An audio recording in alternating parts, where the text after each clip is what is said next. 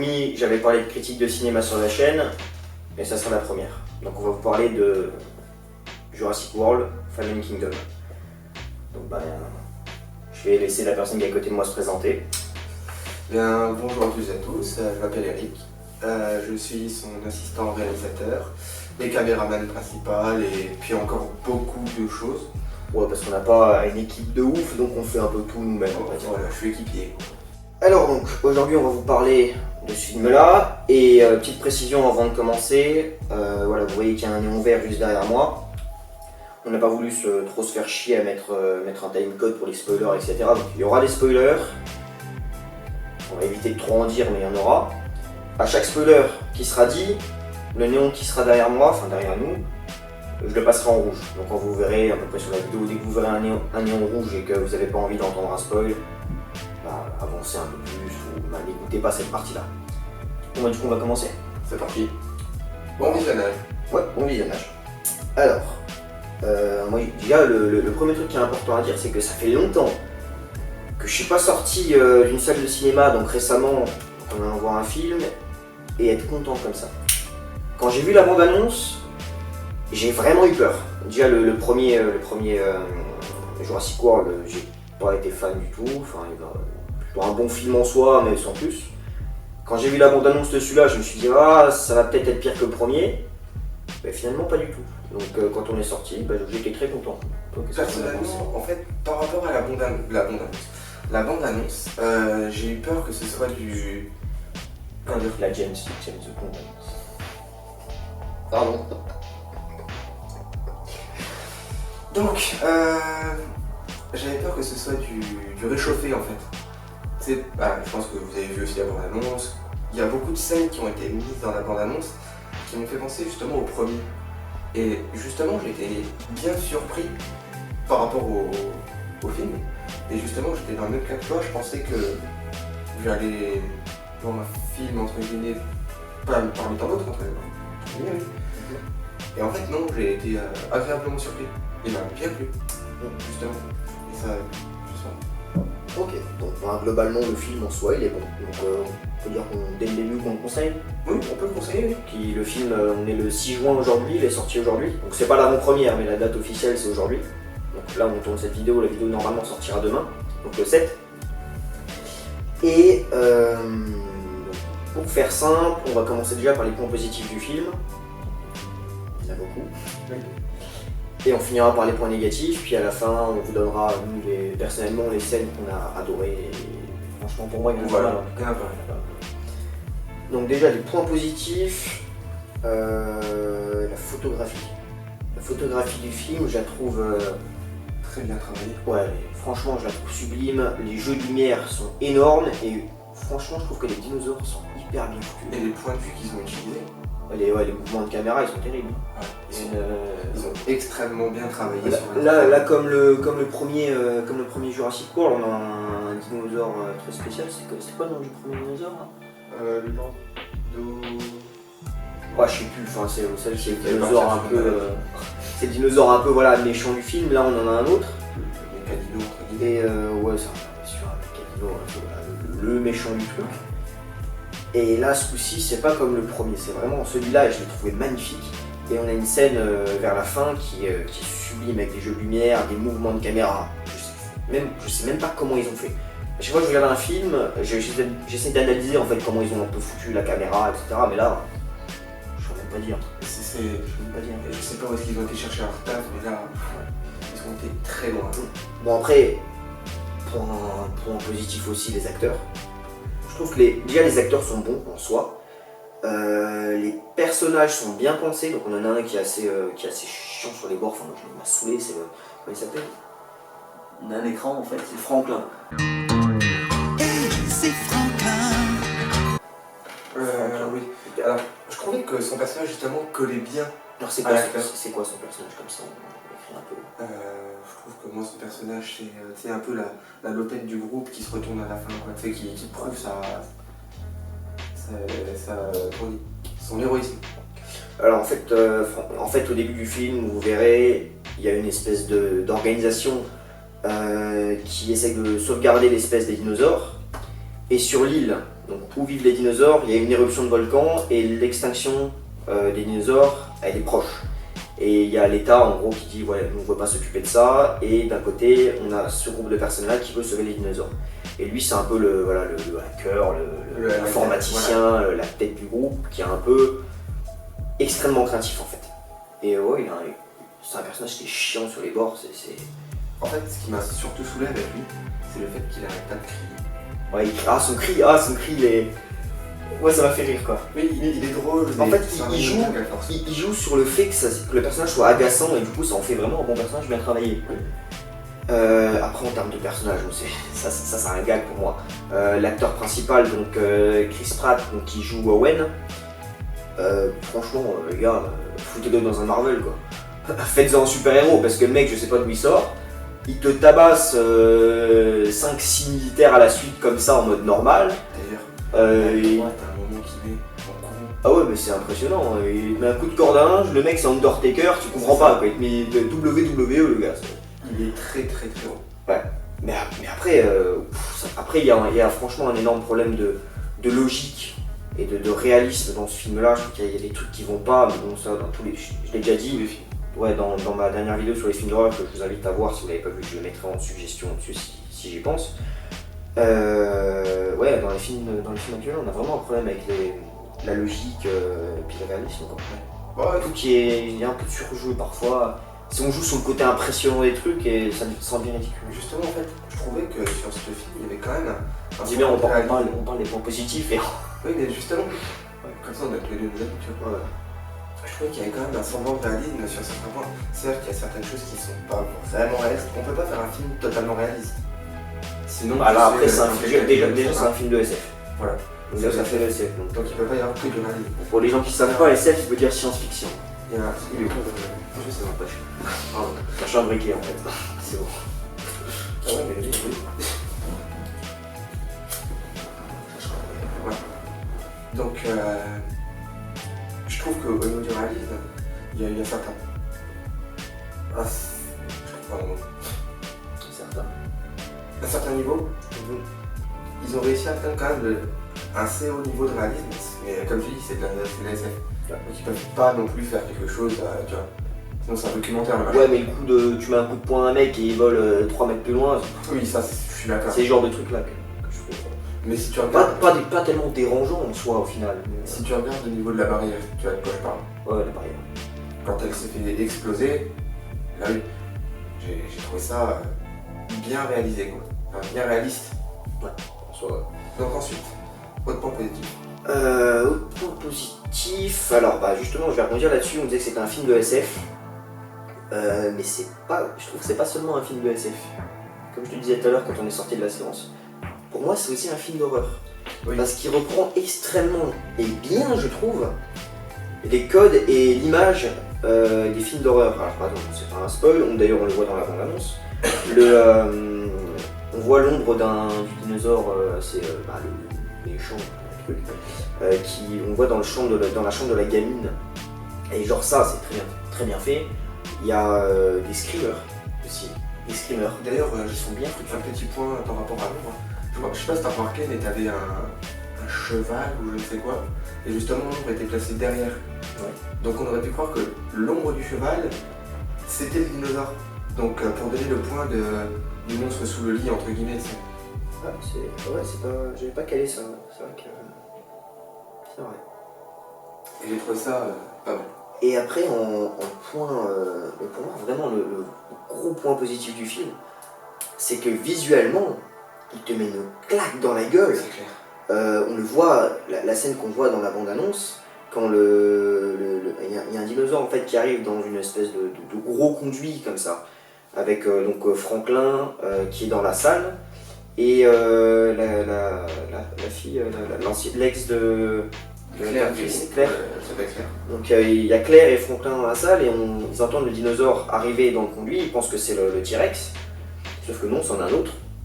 Et en fait il y a de la lave qui coule, et en fait la lave, à chaque fois qu'elle coule dans le tunnel et qu'on voit le dinosaure approcher, on le voit juste quand la lave coule, et visuellement ça, je trouve que c'est extra, et c'est un procédé qu'ils ont utilisé aussi au début du film. Il y a un T-Rex qui apparaît, le personnage qui est là, qui qui essaye de rétablir un contact radio avec un équipier à lui qu'il a perdu.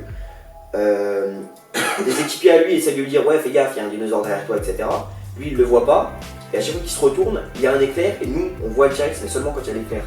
Donc c'est à chaque fois qu'il y a un point lumineux, on le voit, et ça me fait penser vraiment déjà à la claque dans la gueule visuelle, et c'est un procédé qui est utilisé en fait dans C'est ça. Par et contre, c'est bien géré. C'est bien géré. le jeu d'acteur de ce personnage-là, je le trouve mal fait. Je trouve qu'il est un peu trop surjoué. Franck-là. Non, le gars qui est justement en train d'essayer de rétablir le truc. Je trouve que Ouais, justement, il surjoue un peu quand il se retourne. Bon après c'est de la figuration, on peut pardonner. Oui, voilà, mais C'est pardonnable. ça m'a quand même tapé à l'œil. Enfin, moi ça m'a pas tout le monde rendu. Pour moi, c'était un peu le crying guy, tu vois. Ensuite, en point négatif, on l'a dit, hein, le souci de logique, de réalisme, quelques surjeux, vite fait, la VF, parce que forcément on va le voir au cinéma en France et donc forcément dans une version française. Maintenant j'ai du mal avec la VF parce qu'on n'arrive pas à apprécier vraiment le jeu d'acteur et je trouve que là il y a certains personnages, la version française elle est pas ouf. Un scénario assez... Mais tu sais quoi en plus, on parlait des films d'horreur etc. Attention, alerte spoiler.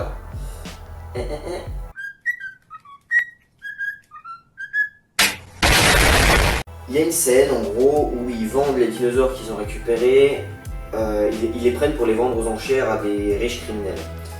Et cette scène-là, oui. Et bah franchement, elle m'a fait vachement penser à l'ambiance American Nightmare. Oui. Ouais. Dans l'ambiance et dans le style, c'est très ouais. American Nightmare, je trouve. Quand ils sont au niveau du gouvernement. Ouais. Ouais, je vois. Ouais, Quand ils vendent justement les ouais, personnages. Purge American Nightmare, Ouais. élection. Ouais, voilà. Ouais. Ok, d'accord avec ça. Ça m'a fait penser à ça. Ouais, Parce que c'était vraiment. Alors, est-ce que c'est un clin d'œil ou quoi? On se trouve, c'est très bien. C'est très bien. C'est bien fait, mais. Après, il y a eu beaucoup d'intrigues, ça reste toujours dans le spoiler. Hein. Par exemple, pour la fille. La fille. La fille qui est le clone de la fille. Ah oui, alors il y a une histoire de gamine, oui. Il y a une gamine qui est très importante, c'est la petite fille de l'acteur. C'est James Cromwell. Non, justement. C'est pas sa petite fille à lui. Si, c'est sa petite fille. Alors attends, j'explique parce que c'est peut-être pas utile qu'on donne le spoiler ici. Mais on va quand même laisser en rouge. James Cromwell, donc, qui est l'acteur et qui joue. Alors, c'est quoi le nom de son perso? Excusez-moi, je regarde. Voilà, Benjamin Lockwood. En gros, c'est voilà, c'est après voilà, tout ce qui s'était passé à Jurassic Park, etc. Donc c'est surtout la salle principale, on voit tout ce qui s'était passé. Et surtout lui, là, en fait, une canne avec le moustique qu'on voyait vraiment dans le premier Jurassic Park, dans l'ambre. Et donc voilà, la gamine, c'est sa petite fille. Et donc c'est elle qui nous parle. Voilà, en fait,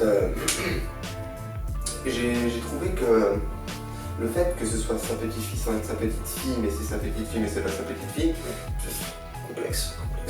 Trop complexe, trop complexe l'explication là, mais je sais pas, j'ai eu du mal avec ça. En fait. Ouais, je trouvais ça déjà dans ce film-là. Peut-être que s'ils en font un troisième, on verra potentiellement une utilité. Par contre, avoir cette information-là à la fin de ce film-là, la façon qu'ils l'ont balancé en fait, j'ai l'impression qu'ils nous ont craché à la gueule en fait. Ouais. Ils nous l'ont balancé comme ça. Et peut-être que nous, en tant que spectateurs, voilà, on s'attendait à un truc après. Et ben, on n'a pas eu grand-chose comme info en plus. Quoi. Quelque chose de mieux. Parce que je t'avoue, j'ai pas apprécié en fait le fait que c'est en mode ouais, bah en fait ça se passait comme ça. Détaille un peu ou viens-en mais plus tranquillement quoi. Donc après, bon, on aura peut-être une suite de cette information-là dans l'éventuelle suite. Hein, du coup.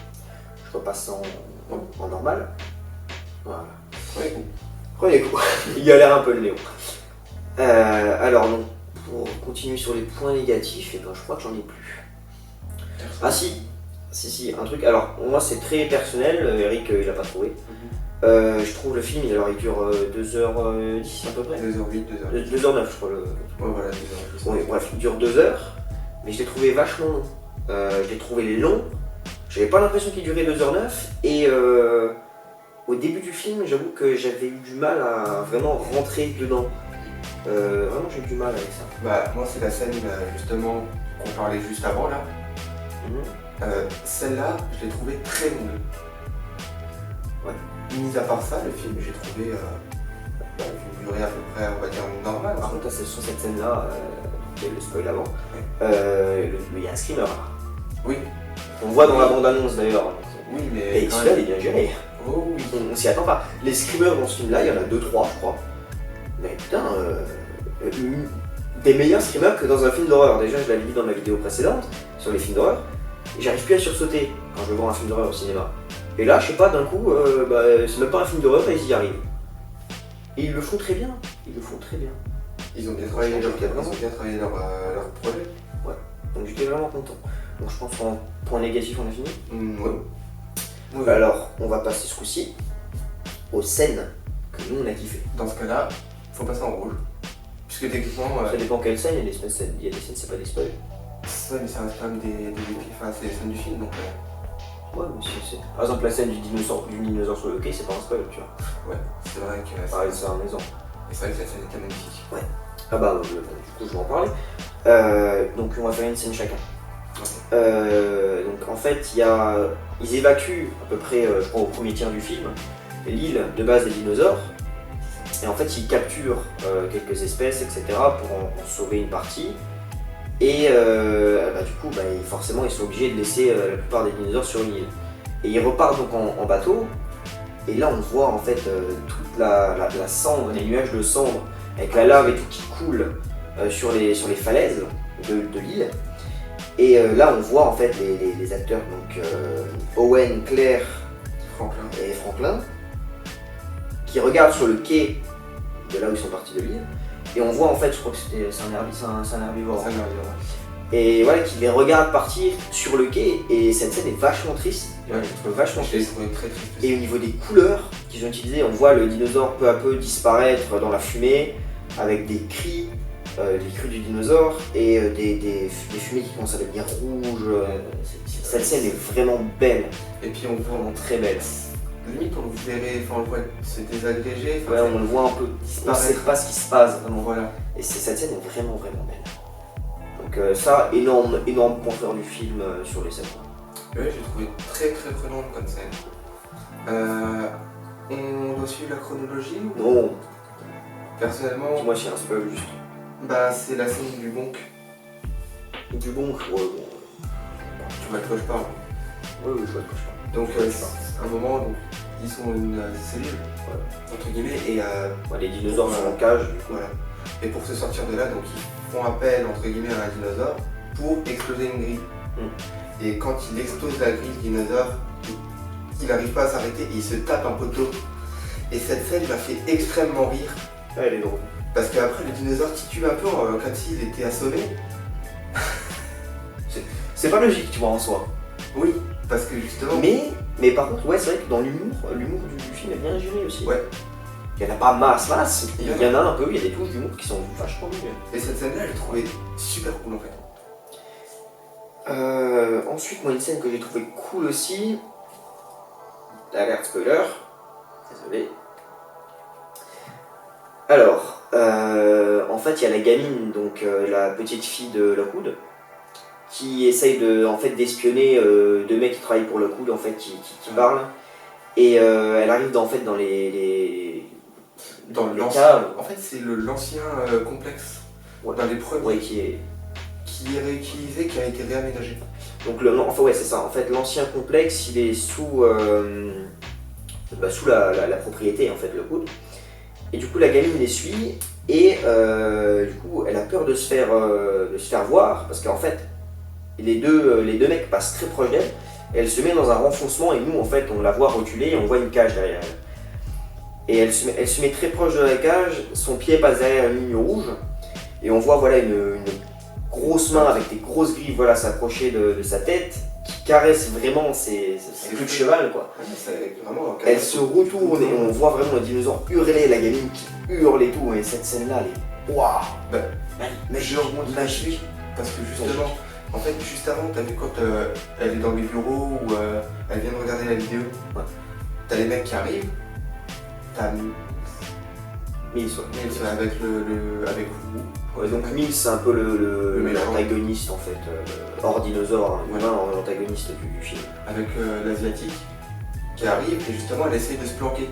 Et elle est à quatre pattes en train de ramper comme ça pour essayer de ne pas se faire voir. Et à un moment, elle fait un tour de table et elle repasse comme ça. Et je sais pas si t'as remarqué, mais dans le champ de vision qu'ils avaient les mecs, ils devaient la voir. Ah oui, oui, ils devaient l'avoir. Et C'est pour ça que ça a été sacrément bizarre. Ils étaient en pleine conversation, mais j'ai trouvé ça bizarre aussi. Ça m'a fait penser à un jeu. Metal Gear Solid, le premier, quand tu dois te planquer pour activer un ascenseur et tu peux passer devant les gars et ils te voient pas. Alors que des fois t'es dans leur dos et ils te voient. C'est vrai que ça me fait penser Et à ça ça. me fait penser à ça. Et du coup, à la dernière scène, du coup, je vais repasser en. J'en ai encore une aussi. On va finir par une scène.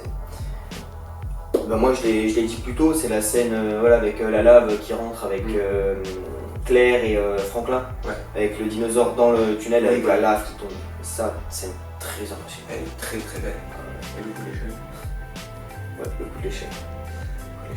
Perso, la dernière scène que j'ai vraiment kiffé, c'est après la scène finale. Donc tu sais quand on les voit, tout ça. Je sais pas trop si c'est un spoiler en soi. On va prendre de risques. Passer, voilà. Tu sais, t'as des dinosaures qui se barrent, ils sont en train de se promener un peu partout, tu sais. Donc tu vois Blue courir dans les déserts du Nevada, tout ça. Et tu vois, je crois que t'as un T-Rex qui explose une grille comme ça avec sa patte et qui rentre dans un enclos, et c'est dans un zoo. Et tu vois un T-Rex face au lion. Oui, c'est dans la bande-annonce, c'est une des bandes-annonces. Le roi de la jungle face au roi du monde, tu vois. Et c'est comme ça que c'est perçu, ouais. Je l'ai trouvé sublime, vraiment magnifique. Ouais. Et du coup, je pense qu'il y aura une suite. Ouais, parce que justement, maintenant que les dinosaures ont été libérés, il va y avoir une suite avec les dinosaures qui doivent vivre en communauté avec les humains qui doivent vivre en communauté avec les dinosaures, le gouvernement qui va devoir gérer tout, plus tu vois. Je pense qu'il va y avoir une suite comme ça et s'ils travaillent bien, comme ils ont travaillé sur celui-là, je suis persuadé qu'ils vont faire quelque chose de très très haut level. J'ai oublié un point négatif important tout à l'heure. Je l'ai dit tout à l'heure parce que c'est un truc qui m'a saoulé. C'est quoi votre problème quand vous mettez des films au cinéma? Vous avez peur de mettre du sang? Ah oui. Bon, c'est pas vraiment un spoil parce que dans tous les Jurassic Park et Jurassic World on le voit. Il y a un mec qui se fait arracher un bras par un dinosaure. Mais pas de loin, genre on le voit à la caméra, il est genre à quoi? La caméra elle doit être à 5 mètres. Le mec est quand même tenu par le bras, le dinosaure serre un coup, le mec tombe. Il serre, il prend bien le temps, le dinosaure, et il le secoue un peu même, il lui arrache le bras. Mais ouais, mais bon, quand tu perds un bras, il y a du sang quand même, non?